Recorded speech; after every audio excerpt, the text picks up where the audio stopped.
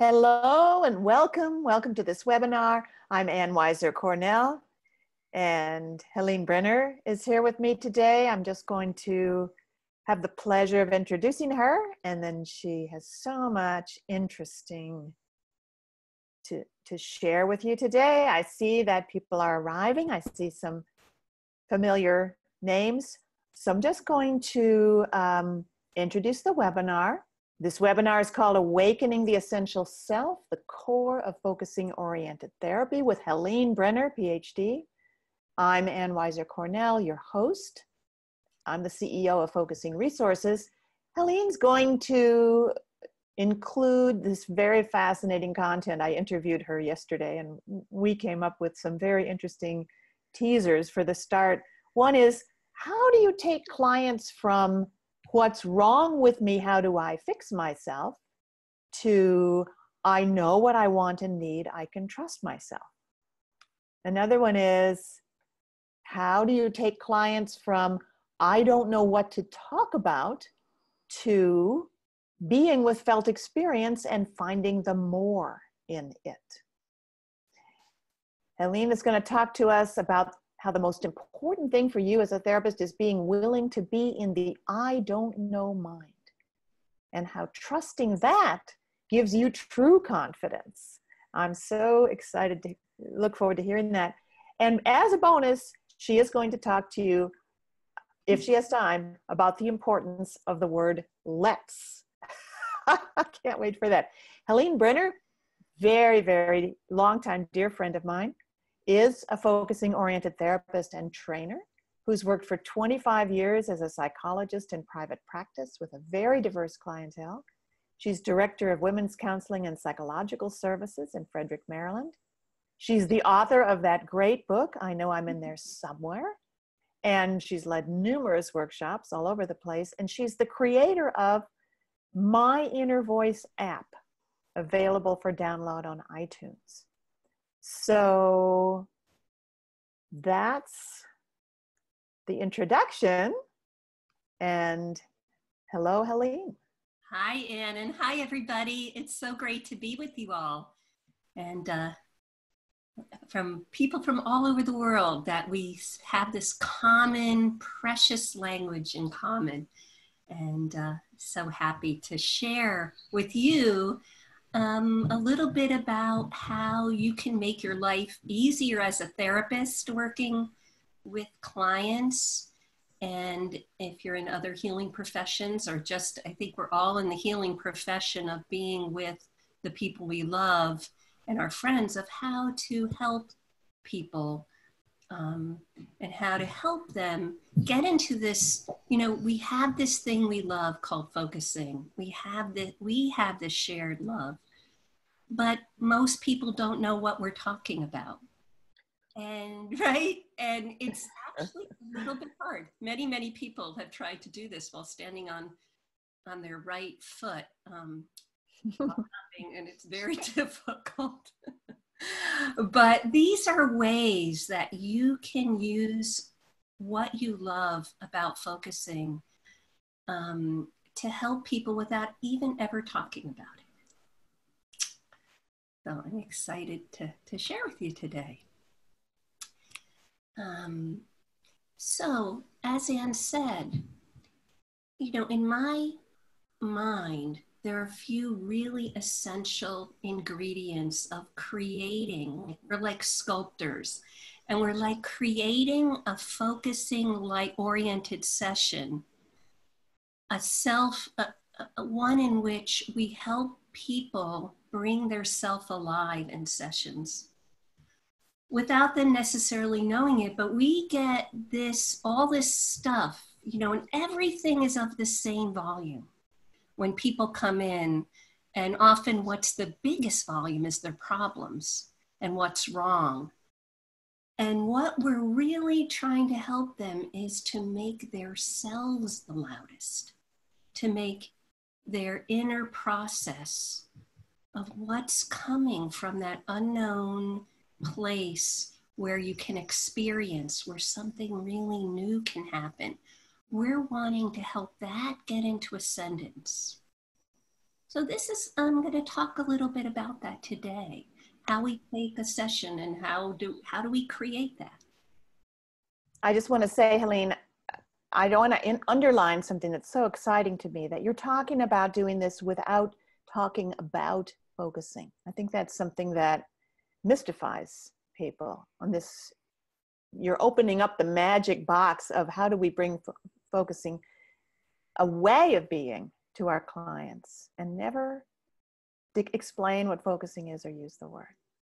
Right. And of course, if they ask, or they say, what is that thing you're doing? Or sometimes I might in passing saying, let's try something.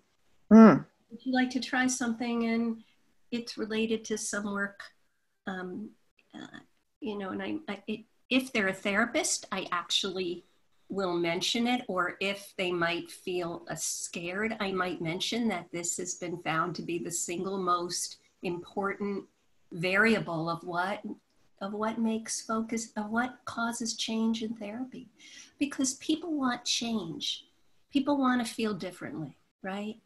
And this thing we do is sometimes hard to believe that it's actually going to have all these problems. How is this thing of being with something I don't know that's so vague and taking time going to help make a drop in the bucket to these extreme, enormous, loud problems I have? Yeah. So sometimes I do show them a little bit about that. It's not like it's forbidden. It's just that it isn't needed. Right, right. Yeah. Yeah, so let me talk about a few really essential ingredients in awakening this essential self. So the first thing is, what can you do as the therapist? What can you bring in to people? What is your stance that can really, really help them? Right? And the second I'll talk about is how to help the client be in the right relationship with all their stuff. And then how to transform the stuff into an experience, into a new experience that they can have even for a few seconds. Because what we know from Jenlen's work, and of course, Weiser Cornell's work, right? All of our work, yes, is that some change happens from something new that's experienced. If we're doing the same old thing and talking about things in the same old automatic way, problem-focused way, distressed way, urgent way, it's not necessarily going to happen. We're doing that, you know, our clients are doing that 24/7 when they're not with us. So we want to give them something new. So that second thing, how do we help the client be in the right relationship?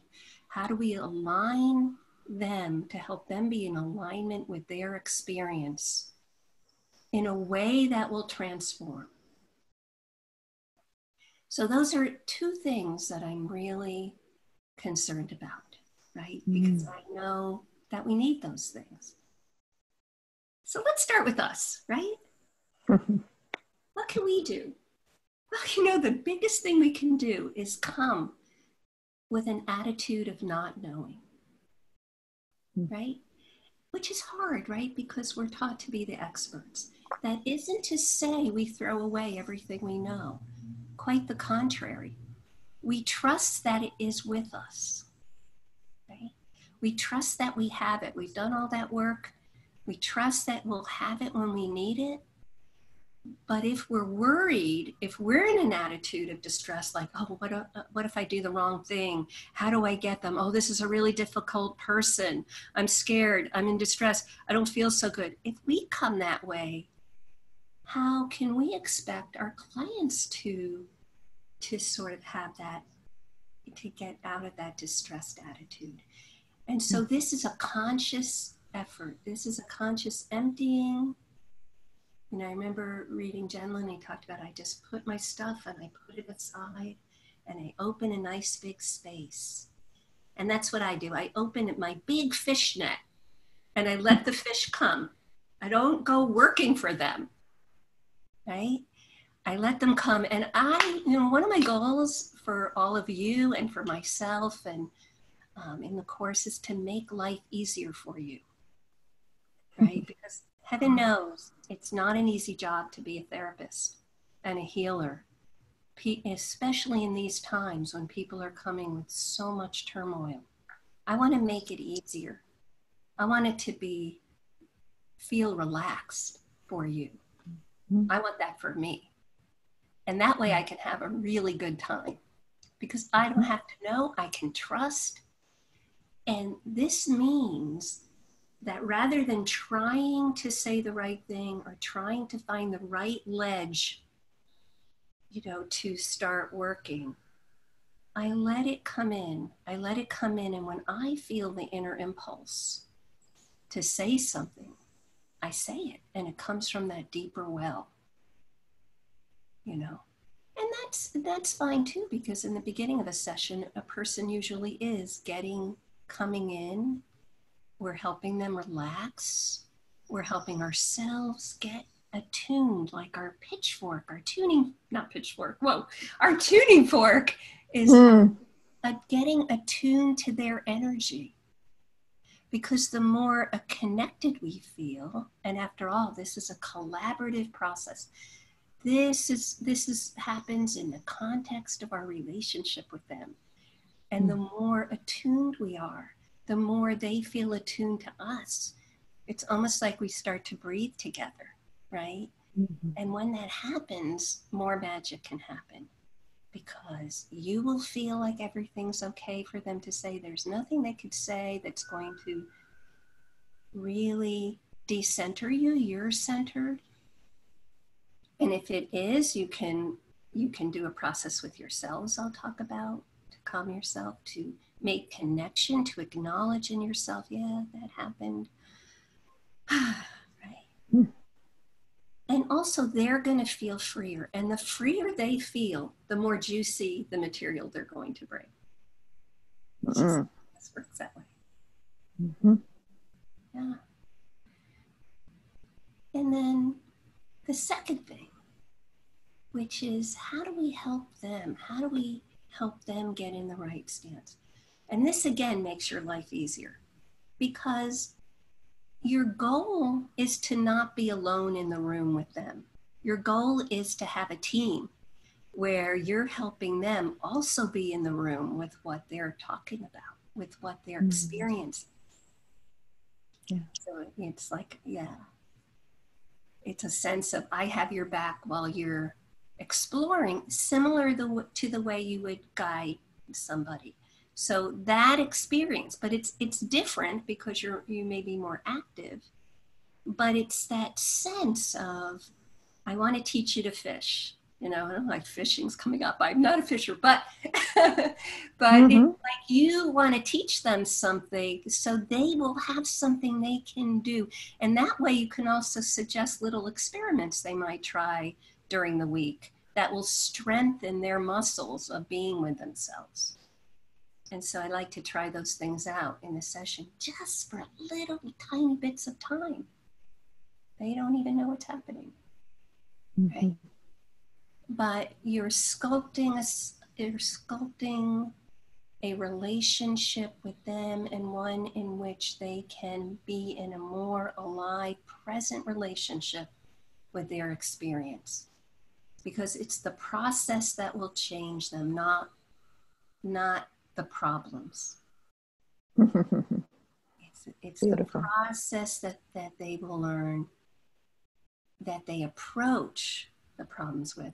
So the problems are something, as Anne loves that word, something, and I love it too, and I also love the word let's, because the let's is a relationship we have together. We're doing this together. I'm never leaving you alone to do focusing by yourself, eyes closed. Not to say that would never happen, but I am with you every step of the way. I've got your back. I have a step-by-step process. It may not seem that way, but I really do have a step-by-step incremental process of how to help bring your inner process alive, right? And that's true confidence. That's true confidence for them, because then they don't feel completely out of control with what's going on. And it's true confidence for yourself, because you know that whatever ball gets thrown, you have these basic stances that you can go back to. I know you're going to give some examples. I'm just curious what that might sound like. Those kinds of little invitations. Right. So this will also be in response to a couple of your slides, Anne, which says, how do you get from an externalized focus? Most people come with an externalized focus. We don't ever take that away. Let me just say, we don't ever negate. We say yes to everything because this is real for them. But we're looking for how to shift it to a place where it can shift.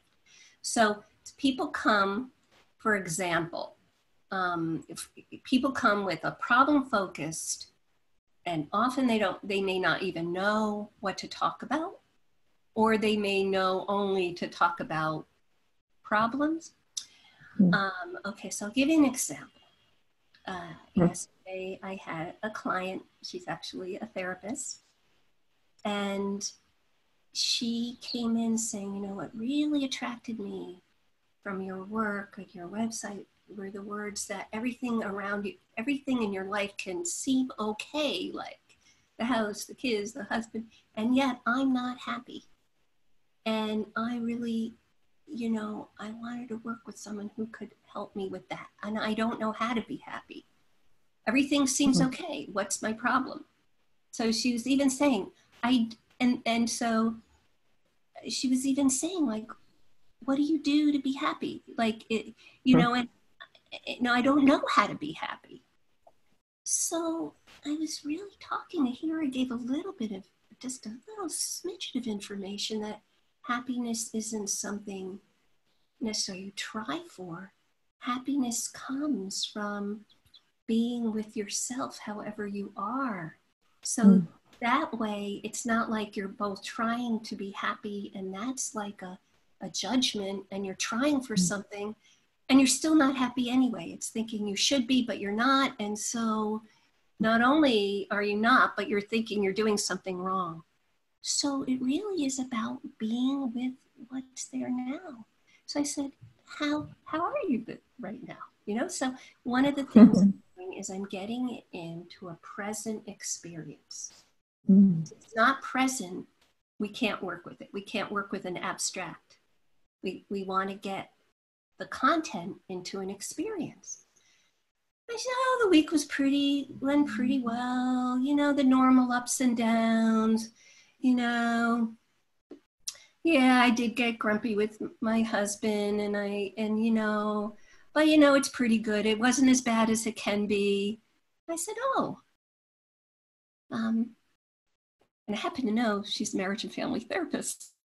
So this is actually kind of important, right? Also, because how can you take your clients where you're not going yourself? So I said, oh, well, why don't you can you give me one example of one of those little ups and downs you had? Little, you know.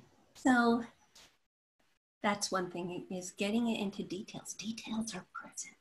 The now.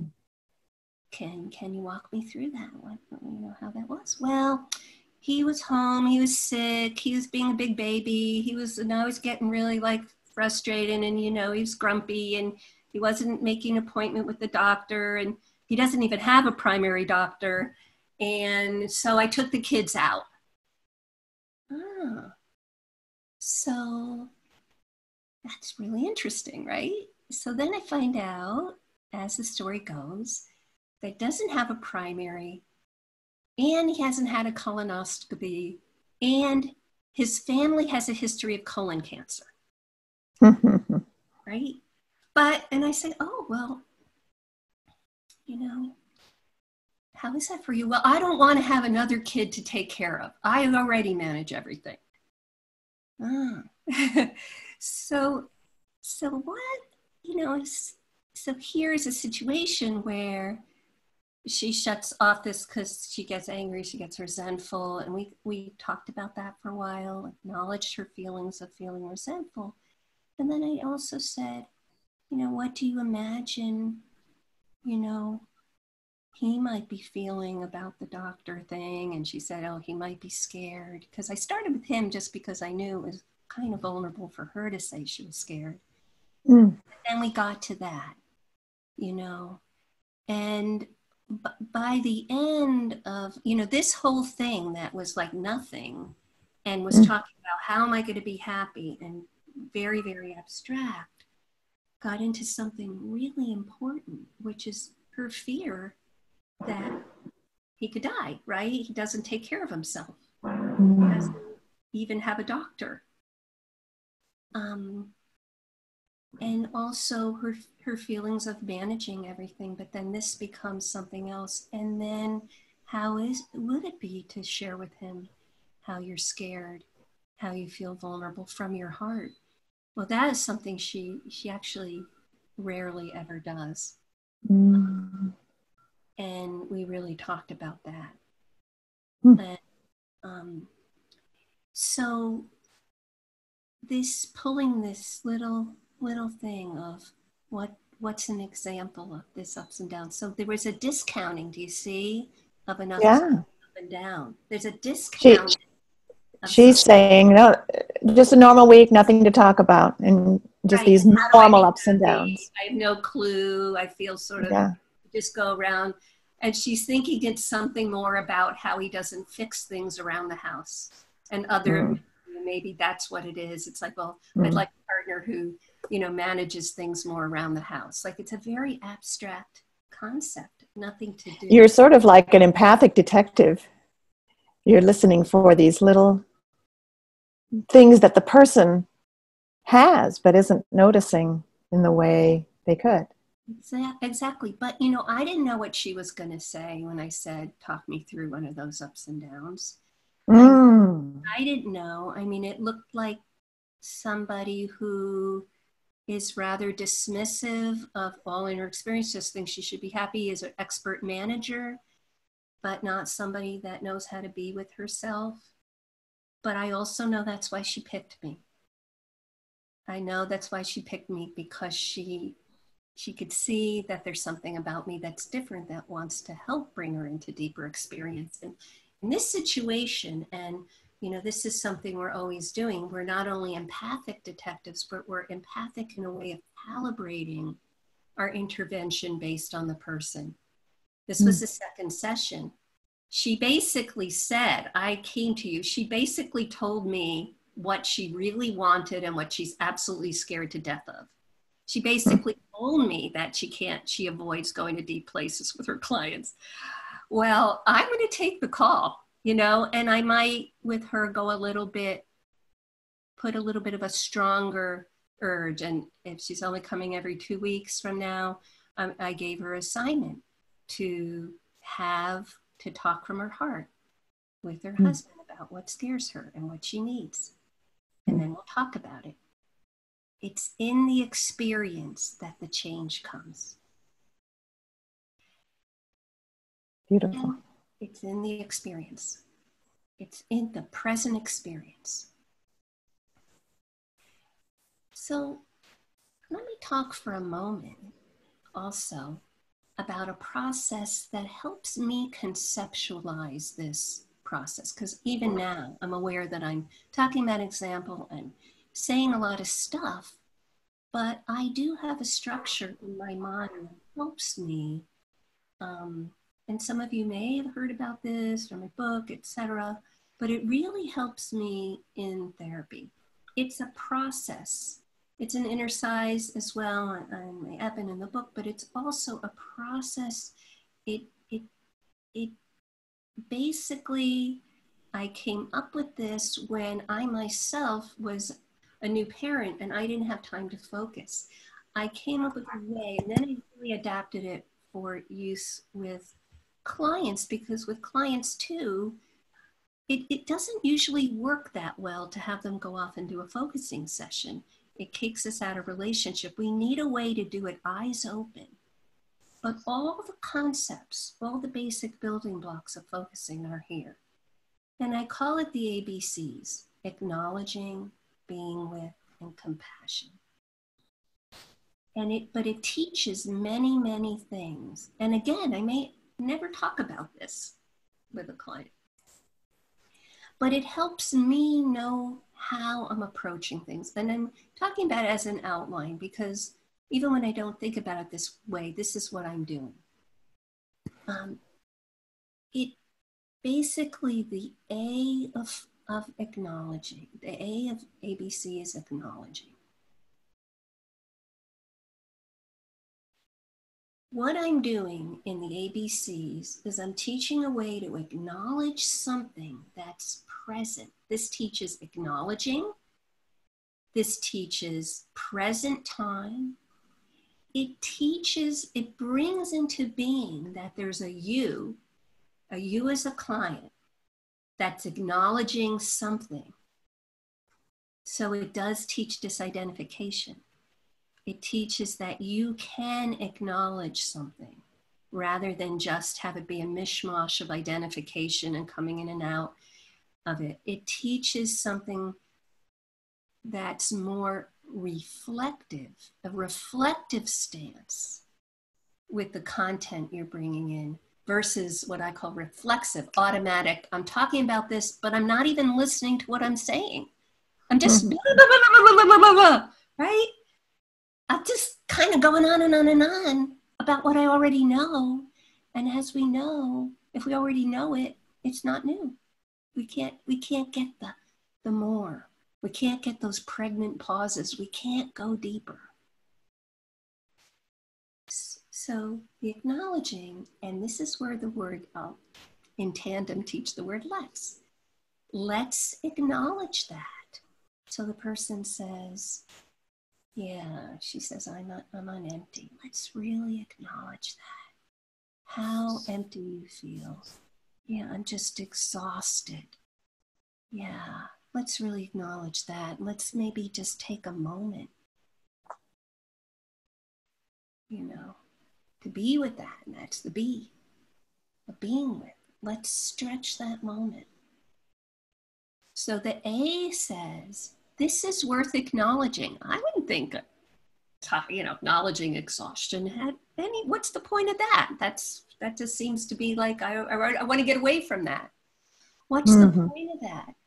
But what people are missing is being with themselves right now as it's expressed in their body.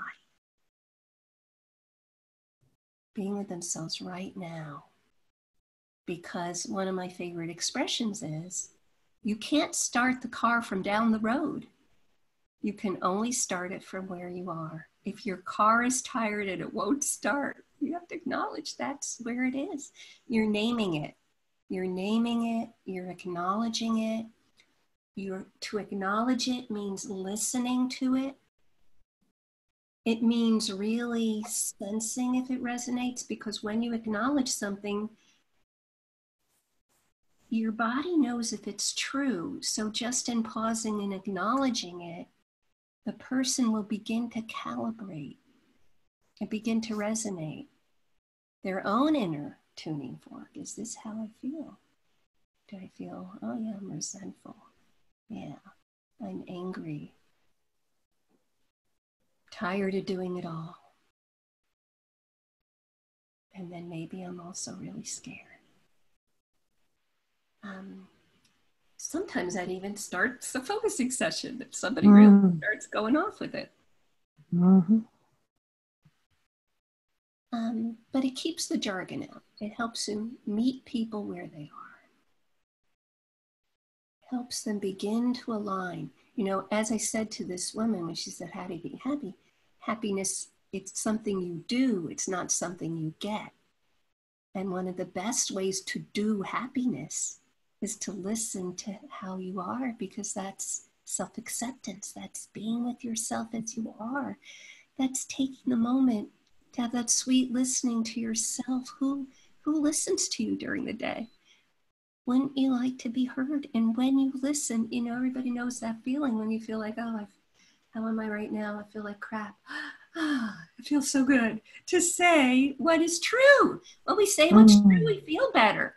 We are more solid. We are more confident because we are saying the truth instead of all this stuff or what we wish we would feel. we're saying, or what we think we should feel, or what somebody else feels, or what their husband does for them. We're saying what's true for us. Okay? So that's the A. So what are we teaching in the B? The being with. Let's take a moment and really let that in. How much,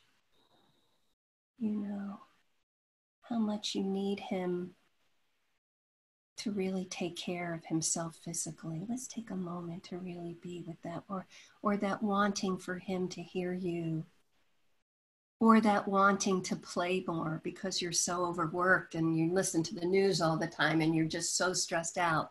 That feeling of relief. Let's take a moment to be with that sweet wanting. So it's a magical moment. It's the pause. That's what we're teaching. We're teaching there that stance, that not rushing on can be so healing to our inner selves. That noticing is nourishing. Noticing is nourishing. And also what happens when we are being with? We're being with something that is edgy maybe, and we help the person. See, this is a little bit different than when you're doing a focusing session or guiding. We may be helping with a pointer, help the person acknowledge, like we may feel in our own bodies, oh, that was really edgy, and there's something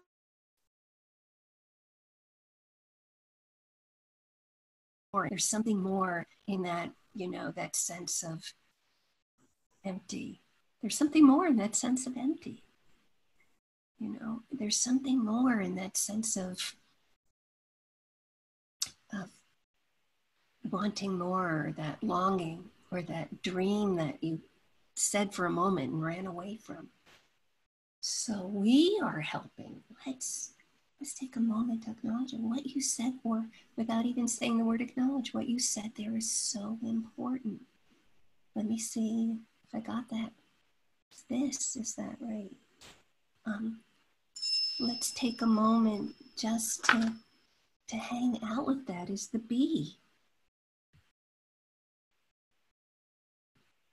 That's just taking one more moment. And what do we know from focusing? When we take a moment, more can come. You can say and see if more comes from that, or if it wants to let you know more, or or whatever comes through your mind as you're with that. So we're teaching the value of slowing down, because if we're in a state of fight or flight, if our clients are in a state of fight or flight, they can't really hear more if they're in a sense of urgency. Because if those messages are, this is an emergency, it's very hard to drop down into what might be healing. So that's slowing down. Like, oh, I can't slow down, I'm so busy. But can we take a moment now? This is a sacred moment for you. And slowing down and being does not have to take a long time. It could be as little as 5 seconds or even 2 seconds. It's more the attitude of slowing down, right? It's like that attitude of when, your work week is completed and it might be Friday night and you go, there's nothing I have to do right now. And that's also the attitude of the being with, is the, I can hear myself. I can listen to myself. Wow. I wanted a moment. Maybe, Helene, this is a good moment for me to come in. Sure. Because you haven't gotten to the sea of compassion yet, so we can look forward to that. There's a question, and then I want to do you want to take a question now, or do you want to wait till later for questions? I'm cool with whatever comes. Whatever. All right. Well, you were talking about that client going on, and somebody is asking in the chat, the person not coming up for air, somebody's asking in the chat, do you interrupt, or how do you transition in that case? So if a person is really sharing a story or something, and often, you know, might be in the beginning, it really depends. Again, I'm with my own inner self. So this is the most important thing, to have your sense of what you know about this person. Do you know this person is somebody that needs to get it out, and then they take a breath, and then you can come in and would be really hurt if you interrupted? Or is it a person that really is a little more rugged and they kind of like when you take control? So you need to use your own inner sense there. But sometimes if I interrupt and I say, oh, what you said, I just want to make sure I heard that. I don't want to miss that. That's a way. Because if you show such a great interest in what they're saying, it doesn't feel so rejecting. And then if they still go on, but I just want to finish what I said, go ahead and let them. Because, you know, this is something, there really might be something. Some people really are getting to something that they want you to get. And, you know, I honor that. Story can be very important. But I might, if I hear something that's just like, oh my God, like that was really interesting. And if you're really sincere about it, you hear something really textury, or it's a strong feeling, or you don't want to lose it. Oh, I don't want to, you're really be coming from a really honest, genuine place. I don't want to lose what you just said. Can I just say that back to you? Or can we just acknowledge that? Or just want to make sure I heard that. And then also that helps them, it builds in a little more maybe tolerance that to be with that experience, because it can be really difficult. You know, it can be really difficult to stop. So I think you use your judgment about whether you think that would be welcome. I'm just so struck by the difference between, you know, why don't we slow down a bit, which just can't help but sound judgmental, you know, versus, oh, wow, wait, something so interesting. I'm so struck, I'm so interested, I'm so touched.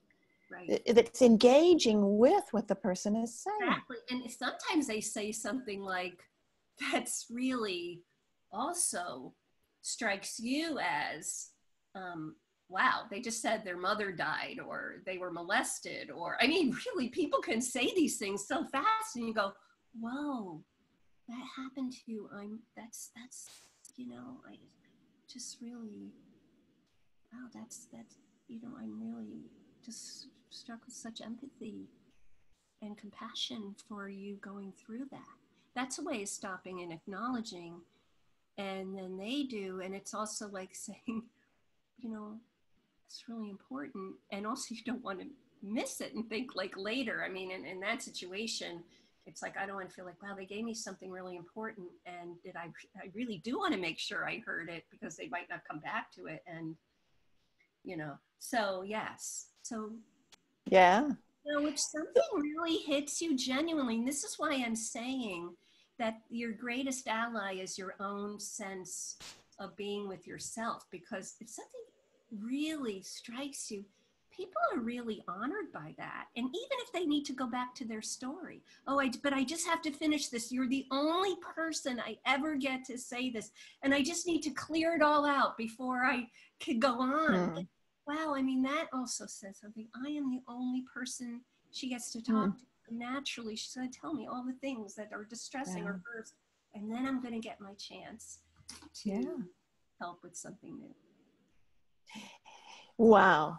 Well, this is just priceless. And I know you have so much more than this. And so I'm going to take a few minutes now just to tell people how you can get even more, how we can support you even more than we can in this webinar today. Helene has a course coming up from Focusing Resources. It's called Awakening the Essential Self, the Core of Focusing Oriented Therapy. It's a course by Zoom, but it's by Zoom meeting. Like, this is a Zoom webinar where you only see the presenters. The Zoom meeting is like sitting in a group together in a circle. And if you want to be seen, you can be, and you're part of a group.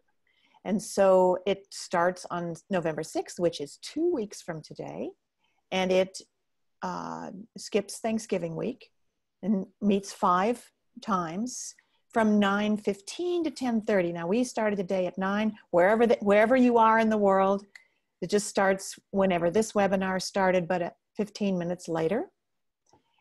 And she'll be able to really take you through a whole series of tips and practical moves and the kind of things she's sharing with us today, and also talk to you about your own clients, right, Helene?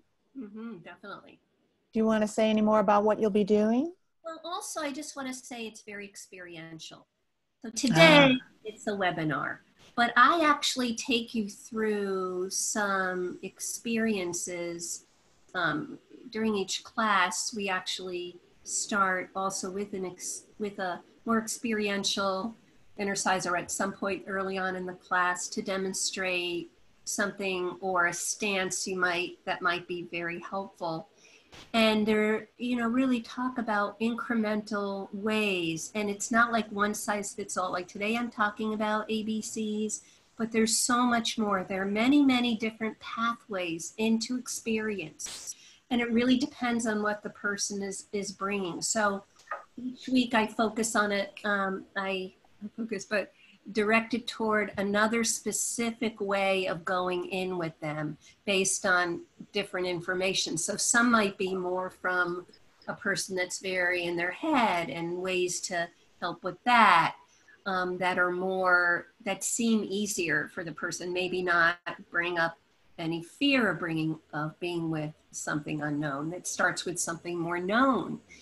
So that's an example. Or I might really start another pathway of wanting what the person really wants in their life, which is something that they naturally bring in and we can use. And so these are very natural ways of helping a person be with present experience that helps them grow and expand. Another thing I do early on in the class is I do experiential focusing oriented assessment. How do you evaluate where your person is, so you know what they need, so that you don't miss things, that you also have a more global sense of who they are and where are their strengths in terms of doing this, without maybe them ever realizing you're assessing them. Because I always hated intakes, although if you are somebody that needs to do one, there are ways you can do them that are more compassionate and human, and ways you can do that. And I certainly talk about that too, especially if there are people that work with agencies, they need to do it. But I'm also really getting an experiential assessment, which is very exciting to me. That really gives you a lot of information. And along the way, I don't like any session to be wasted. I don't like intake sessions. Right from the beginning with assessment, I want to be helping them. I want to be helping them discover themselves. So I will talk about that as well. So each week I'll be building on different things, including really lots of key phrases for how you can elicit more experience, more focusing, more implicit work without the person being aware of it. I have a lot of very, I'm a kind of a gentle, I'm gentle, but I'm going after it in my own way. I have my little tricks and tools that help, and it's not tricking them. It's designed at lowering fear. If somebody's anxious, they can't go there. So it's just very matter of fact ways where it isn't like I'm doing something and you have to know what it is, of how to help step them in to details, because details are very present oriented, to experiences. And when I do that, I'm also helping them learn what to pay attention to. So then they get better at it, and they connect up the wires of their own experiential process. So they might come in and really have an aha because something happened. They weren't trying to do it, but as their own wires get connected up, as their own wires, I'm saying that, to their own inner process starts to get connected, they will bring in more. It's like, so anyway, those are some of the things that wow, so beautiful. I love the phrase pathways to experience. yes, Beautiful, beautiful. Yeah. Back to you, Helene. and were there any other questions that were well, we welcome questions. right? One person was saying, how do you like the phrase, can you acknowledge what you are feeling?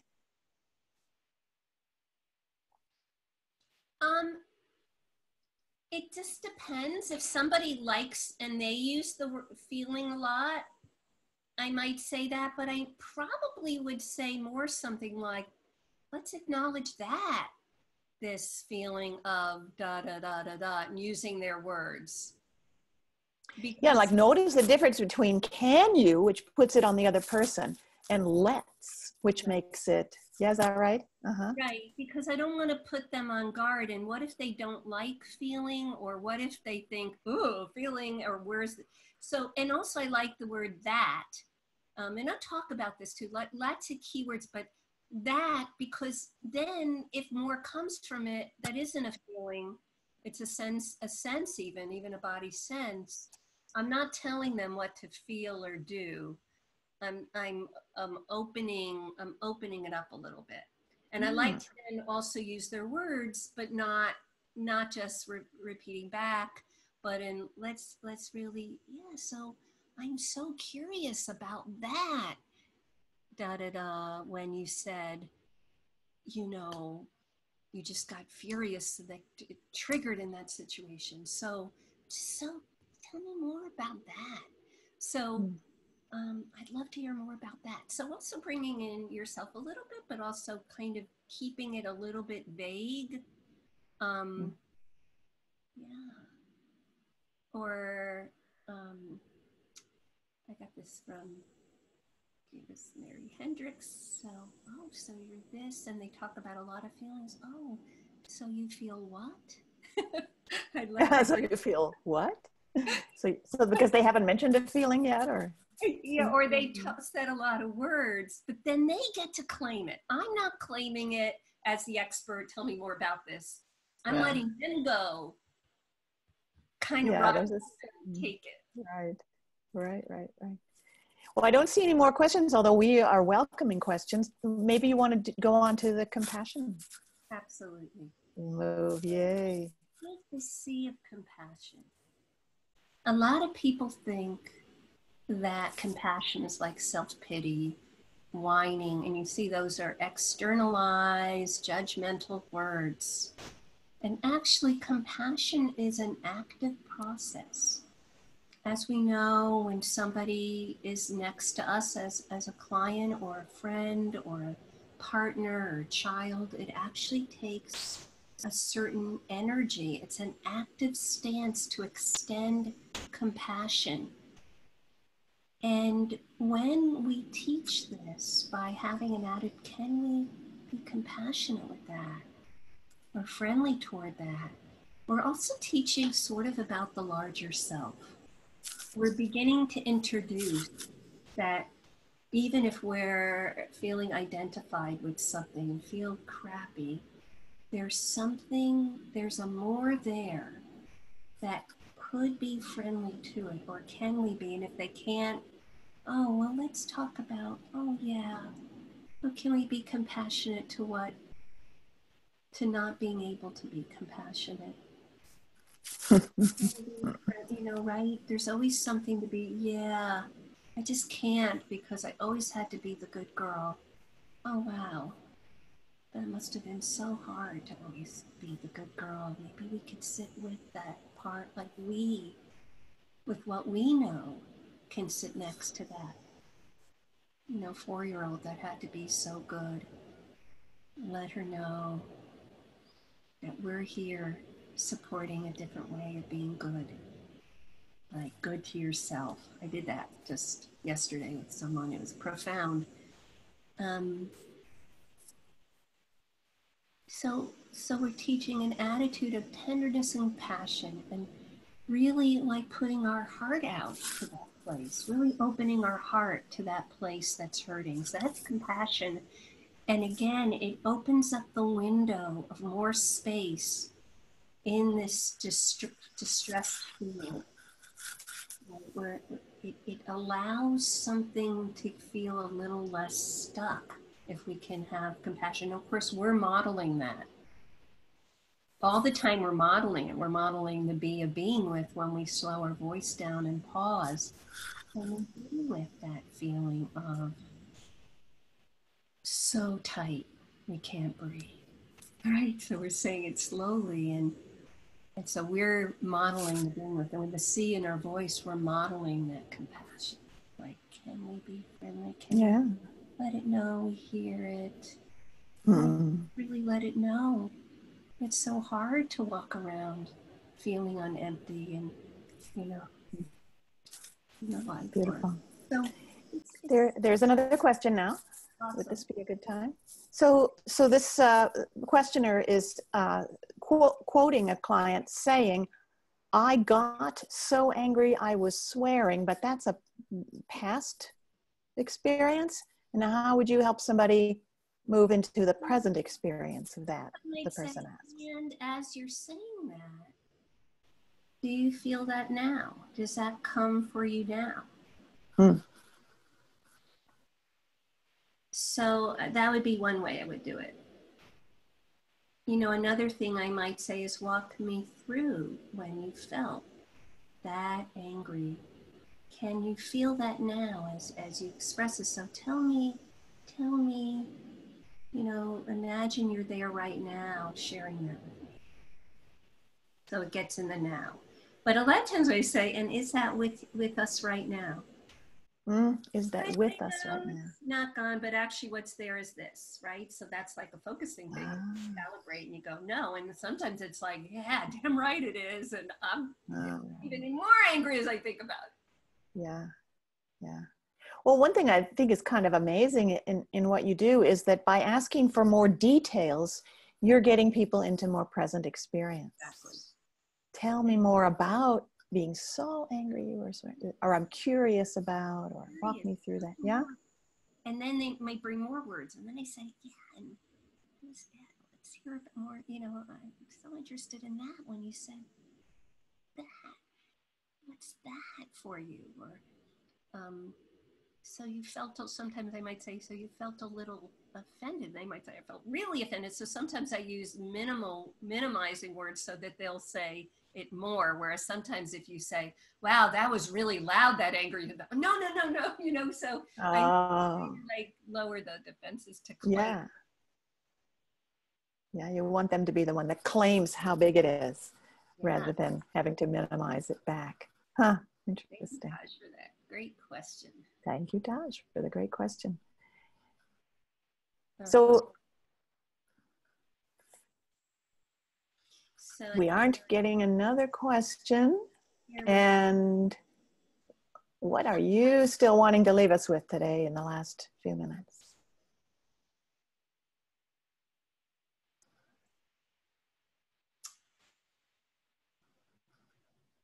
I know, by the way, sorry, you're checking, but I just want to underline what you said at the very beginning about not knowing. And you said you cast a big net. And all these specific things you're saying, they come in the situation with the client. Is that right? Yeah. And people do talk and say everything. They might say a lot.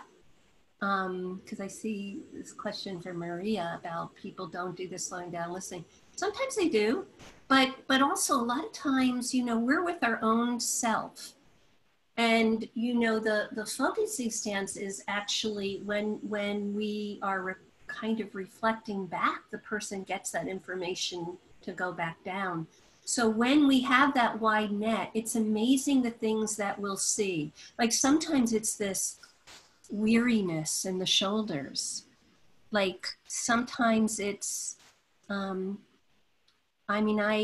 can really see, and this happened a couple weeks ago with somebody talking about how difficult it is for her to go toward conflict with her partner, I literally saw a look of terror on her face.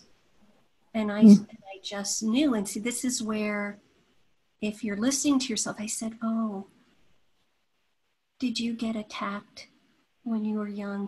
Because she had a look of being attacked. You look so, looks like such fear there. Did you have an experience with conflict when you were young? And I knew a little bit I could go there, but I totally trusted it. Now, I wouldn't just do that with anybody at all. I would never just recommend it, but I knew it. And she said yes. And it was so big, but it's because I was looking at her face. I saw the terror when it was just about being able to deal with a conflict with her partner. That's what happens when you're with yourself. It's like you get all this guidance, and I don't, I've learned to trust it more and more. It is not something that I'm always really careful about not saying something for somebody, but her face told me. Her face is the one that said it, yeah. So while somebody's talking and they're saying a lot, you're looking at their body, you're feeling what really strikes you from what they're saying to acknowledge. You're not just acknowledging everything. And, Carl Rogers didn't either. That was a distortion. He was looking and feeling what felt edgy and what felt potent. And so you're helping them do that. After all, they're coming to see you because that's what you're expert at. You're expert at being with yourself, and you're another person to really hear. It's like beginner's mind. It's like, it's like when you visit another country and things strike you. What's different? Well, it's like they're another country and things are striking your own body as like, whoa, that's something that you may never even have been with, So, that's what makes it, that's what gets it in that discovery process. Wow, so lovely. Yay. All right. Thank you so much, Helene. You're priceless. Thank you, everyone, for being here today. Bye for now. Bye-bye. Great to be with you all. Have a lovely day.